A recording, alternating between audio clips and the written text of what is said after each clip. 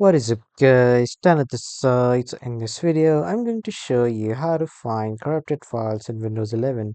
So first you need to press the Windows button and then you need to type in cmd. After typing you will see the command prompt, right click on it and then click on run as administrator. After that, in the new pop-up, simply give it a permission to open in a new pop-up.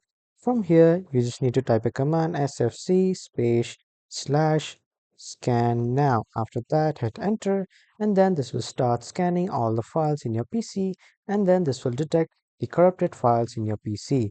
But if it still doesn't solve the problem, don't worry guys, I have another solution. So the another solution is simply head over to your file explorer, open your C drive. After opening your C drive, here you will see this type of icon. Simply right click on it and then click on properties. After clicking on properties, click on tools, and then from here you will see this option will check the drive for file system error. Simply click on this check button. This will check the whole Windows C drive, and then this will find out all the incorrect and the corrupt files. So this is how you can solve this issue. That was all for this video everyone. Thank you for watching.